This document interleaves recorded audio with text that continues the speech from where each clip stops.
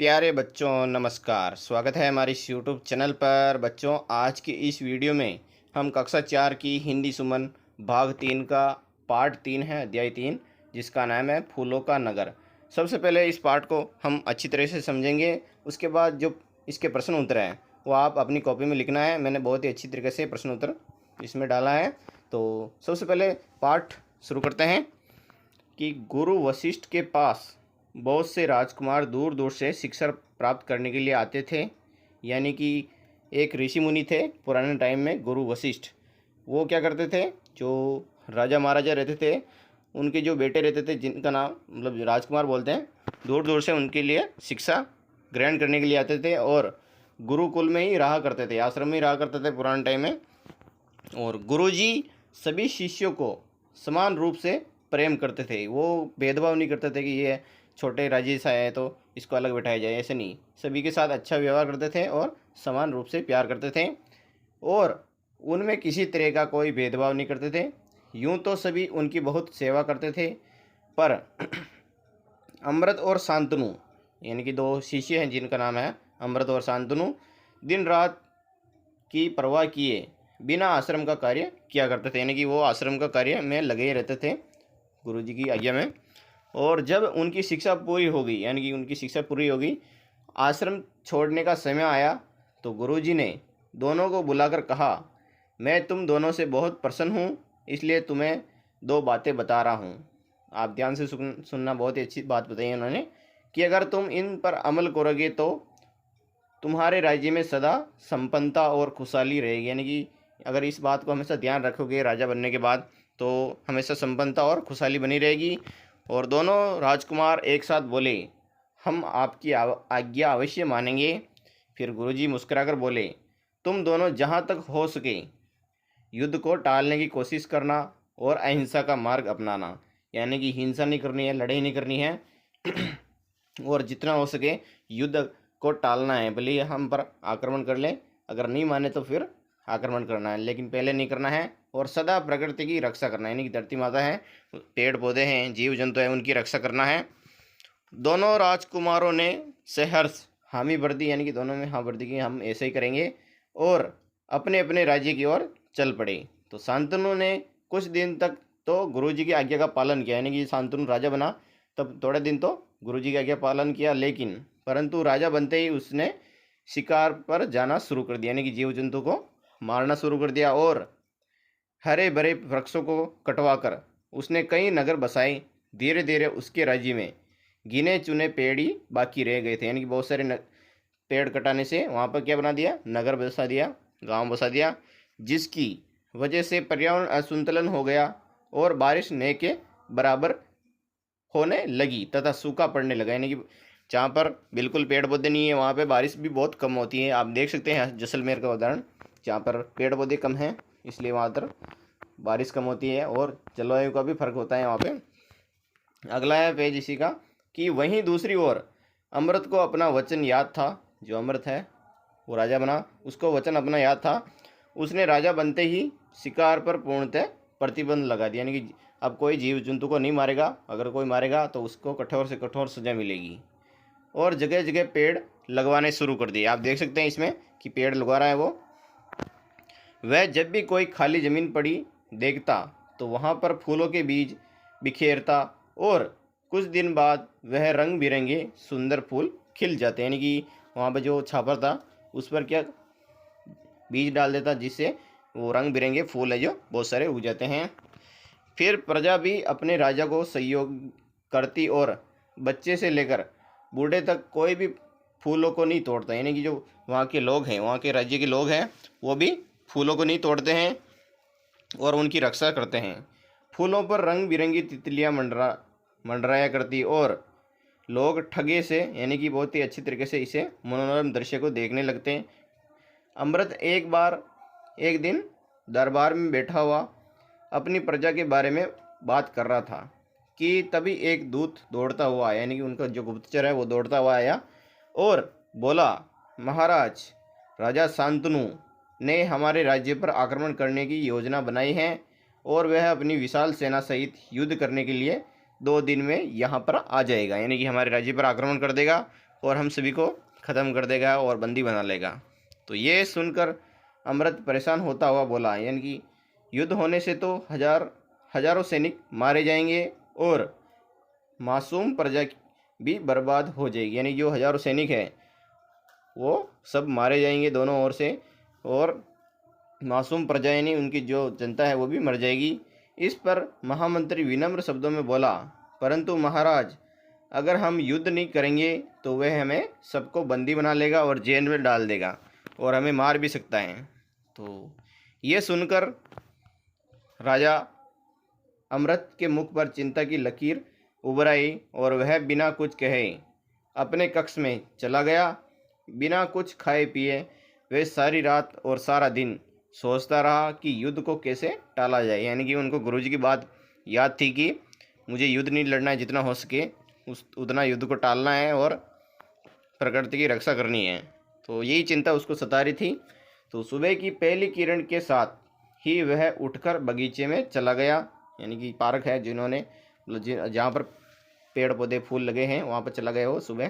तो रंग बिरंगे फूलों से लदे हुए वृक्षों को देखकर अचानक उसके मन में एक विचार आया और उसने तुरंत महामंत्री को बुलाकर अपनी योजना समझा दी कि ऐसा ऐसा करना है तुमको।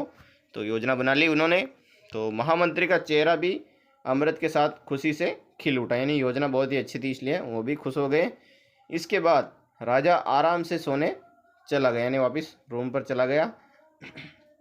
शाम के समय राजा शांतनु ने राज्य की सीमा में अपने हजारों सैनिकों के साथ प्रवेश लिया, यानी जो शांतनु है उन्होंने अमृत के राज्य पर आक्रमण कर लिया हजारों सैनिकों के साथ। और नगर की खूबसूरती देखकर वह अचंभित रह गया कि कितना अच्छा नगर है, पेड़ पौधे फूल बिल्कुल अच्छा लग रहा है। हमारे राज्य में तो सूखा पड़ा है, यहाँ का दृश्य देखकर उनका मन मोह लिया। तो चारों तरफ हरे भरे पेड़ हवा के साथ साथ झूम रहे थे और मोगरा, बेला और चमेली की कलियां चटक रही थी और चारों ओर भीनी भीनी सुगंध आ रही थी, यानी कि बहुत ही अच्छी सुगंध आ रही थी फूलों से। और मालती के गुच्छे लता के सहारे दीवारों पर चढ़े हुए बहुत ही सुंदर लग रहे थे। उसे कुछ पलों के लिए ऐसा लगा मानो वह फूलों के किसी जादुई संसार में आ गया हो, यानी कि बहुत सारे फूल बार के उन्होंने, तो उसने इतने फूल पहले कभी नहीं देखे, तो वो कह रहा है कि जादुई दुनिया में आ गया है। तभी उसके सेनापति ने कहा, महाराज, अब हमें आक्रमण करना चाहिए। फिर बोलते हैं, हाँ हाँ क्यों नहीं, कहता हुआ शांतनु आगे की ओर बढ़ा, यानी वो राज्य में घुस गया था, अब वो आक्रमण करने की सोच रहा है। जैसे ही सैनिकों ने तलवारें मयान से निकाली, यानी जो मयान होता है उससे निकाली और प्रजा को मारने के लिए आगे बढ़े, तो लाखों मधुमक्खियों ने उन पर दावा बोल दिया, यानी आक्रमण कर दिया मधुमक्खियों ने। अब उनकी तलवारें भी किसी काम की नहीं रही, यानी कि तलवारें किधर गई वो उनको पता नहीं, क्योंकि वो खुद को बचाने के लिए मधुमक्खियों से भाग रहे थे। मधुमक्खियों ने पूरी सेना को डंक मार मार कर लहूलुहान कर दिया, यानी कि सबको हुजा दिया, पंपोड़ करना क्या। वह जान बचाने के लिए वापस भाग गए, यानी कि वापस वो अपने राज्य में भाग गए जान बचाने के लिए। इसी बीच शांतनु को भी मधुमक्खियों ने चेहरे पर डंक मार दिया और उसका चेहरा सूजकर गुब्बारे की तरह हो गया, यानी वही पंपोड़ेगी वो। तो अचानक उसका संतुलन बिगड़ गया, यानी वो उसको संतुलन बिगड़ गया और वह घोड़े से नीचे गिर पड़ा और वो बेहोश हो गया था। उसका सिर किसी नुकीली वस्तु से टकराया और वह बेहोश हो गया। जब उसको होश आया तो वह अमृत के राजमहल में था। उसको होश आया कि मैं कहाँ गया हूँ, वो देखता है कि अमृत के राजमहल, मेरे दुश्मन के राजमहल में, और अमृत उसके माथे पर प्यार से हाथ फेर रहा था। उसकी आंखों की कोरों से आंसू बहे निकले, यानी कि जो उनका बचपन का मित्र था वो मेरे पर आक्रमण कराया, इसलिए उसकी आंखों से आंसू निकल रहे थे। वह रुदे गले से बोला, यानी कि रोते हुए बोला कि मैं तुम्हें जान से मारने आया था, यानी कि जो बोलता है शांतनु कि मैं तुम्हें जान से मारना आया था और तुम्ही ने मेरी जान बचाई है। अगर तुमने जान नहीं बचाई होती तो मधुमक्खी मुझे बिल्कुल ही ख़त्म कर देती। अमृत उसके आंसू पहुँचते हुए बोला कि मैंने हमेशा गुरुजी की सीख पर अमल किया है, अहिंसा ही मेरा धर्म है। यह सुनकर शांतनु शर्मिंदा होते हुए बोला, पर जब तुम्हें पता था कि मैं तुम पर आक्रमण करने वाला हूँ, तो तुम अपनी सेना लेकर मुझसे युद्ध करने क्यों नहीं आए? ये प्रश्न उन अमृत को पूछा था शांतनु ने। तो इस पर अमृत मुस्कुराता हुआ बोला, हंसता हुआ बोला कि मेरी मधुमक्खियों की सेना गई तो थी तुमसे लड़ने, और देखो उन्होंने मेरे वर्षों पुराने मित्र को एक बार फिर मुझसे मिला दिया। यानी कि जो मेरी मधुमक्खियाँ हैं उन उन्होंने आक्रमण किया, और जो मेरे बचपन का मित्र था जहाँ पर हम दोनों ने शिक्षा साथ में ग्रहण की, वापस मिल गए हम। अमृत ने शांतनु के चेहरे पर अचरज के भाव देखकर कहा, तुमने देखा कि मेरे राज्य में हर कदम पर वृक्ष फूलों से लदे हुए हैं और उनमें सैकड़ों मधुमक्खियों ने अपने छत्ते बनाए हुए हैं। जब तुम्हारी सेना आई तो मेरे सैनिकों ने गुलेलों से, यानी कि जो गुलेल होती है उससे छत्तों पर पत्थर मारे और छिप गए, यानी वापस छिप गए, और गुस्से में वे सारी मधुमक्खियाँ तुम लोगों पर टूट पड़ी और तुमको सुझा दिया। तो शांतनु अमृत की दूरदर्शिता और सूझबूझ देखकर हैरान रह गया कि कितना चालाक है ये राजा, और बोला, मुझे माफ़ कर दो, मेरी गलती हो गई है, अब मैं अपने राज्य वापस जा रहा हूँ। तो ये सुनकर अमृत बड़े प्यार से बोला कि मैं तुम्हें खाली हाथ नहीं जाने दूंगा, क्योंकि मैं तुम्हारे राज्य की सारी स्थिति जानता हूँ कि वहाँ पर अकाल पड़ा हुआ है और बिल्कुल भी पेड़ पौधे नहीं हैं। तो तुम जितना चाहे उतना धन ले जा सकते हो, और कई बोरों में फूलों के बीज भी, उन्हें तुम मिट्टी में दबवा देना, ताकि जब मैं तुम्हारे यहाँ आऊँ तो तुम्हारे राज्य को खूब हरा भरा पाऊँ। ये कहता है अमृत शांतनु को। तो शांतनु अमृत का प्यार देखकर खुशी के मारे रो पड़ा, यानी कि वो गिफ्ट दे रहा तो उसके आंसू निकल गए, और बोला, मैं भी अपने राज्य को तुम्हारे जैसी ही फूलों का नगर बनाऊंगा। दोनों मित्र खिलखिलाकर जोर से हंस पड़े। बहुत ही अच्छा पाठ था बच्चों, कि हमें सिखाया कि अहिंसा के मार्ग पर चलना है, यानी कि हिंसा नहीं करनी है, जितना हो सके युद्ध को टालना है, लड़ाई नहीं लड़नी है, और जो हमारी प्रकृति है जहाँ पर जीव जंतु सभी रहते हैं उनको भी कोई हानि नहीं पहुँचानी है। अब इसके जो प्रश्न उत्तर हैं बच्चों वो देखते हैं, आपको मैं पूरी अच्छी तरीके से बताऊँगा, आप वीडियो को पूरा देखना। पहला प्रश्न है कि अमृत ने अपने राज्य को हरा भरा बनाए रखने के लिए क्या किया? तो इसके उत्तर में आपको लिखना है बच्चों, इसके उत्तर में ये लिखना है कि अमृत ने अपने राज्य में बहुत सारे पेड़ लगवाए जिससे उसका राज्य हरा भरा बना रहा। आपको ये वाला उत्तर लिखना है। अब अगला प्रश्न चलते हैं, दूसरा प्रश्न इसी का, कि जब शांतनु ने अमृत के राज्य पर आक्रमण किया तो क्या हुआ? तो इसके उत्तर में लिखेंगे, जब शांतनु ने अमृत के राज्य पर आक्रमण किया तो मधुमक्खियों ने सैनिकों पर हमला कर दिया, जिससे सैनिक डरकर भाग गए और युद्ध रुक गया। ये इसका उत्तर लिख देंगे दूसरे का। अब है बच्चों तीसरा प्रश्न, कि अमृत ने शांतनु को क्या उपहार दिया और क्यों? तो उत्तर में लिखेंगे, अमृत ने शांतनु को फूल और शहद उपहार में दिए ताकि उनके बीच मित्रता बनी रहे और शांति बनी रहे। इसका उत्तर यह हो जाएगा। अगला प्रश्न है बच्चों के प्रश्नों के नीचे दिए गए विकल्पों में से सही उत्तर चुनना है कि अमृत और शांतनु किसके शिष्य थे? तो किसके थे बच्चों? इसमें बे आंसर इसका राइट हो जाएगा, गुरु वशिष्ठ के शिष्य थे। दूसरा प्रश्न इसी का, कि राजा शांतनु को युद्ध के समय सबसे ज़्यादा डर किससे लगा? तो इसका भी बे हो जाएगा, मधुमक्खियों से डर लगागा, क्योंकि मधुमक्खियों ने आक्रमण कर दिया था। अब खे वाला है, मिलान करें। तो शांतनु ये जो जंगल कटवाए, यहाँ पर ऐसे मिलान करना है। अमृत है जो अहिंसा का पालन किया और गुरुजी ने शिक्षा दी और मधुमक्खियों को सेना को हराया, मधुमक्खियों ने आक्रमण करके सेना को हराया था, ये लिख देंगे। अगला है बच्चों कि रिक्त स्थान की पूर्ति करें, पूर्ति करनी है, जैसे कि गुरुजी ने अपने शिष्यों को। अब आगे खाली स्थान में क्या लिखना है यहाँ पे मैं आपको बताने वाला हूँ, आप देखते रहना। आपको बच्चों जो है हाईलाइट करके है अहिंसा, अहिंसा का पालन करने की सीख दी है, यहाँ पर अहिंसा लिख देंगे।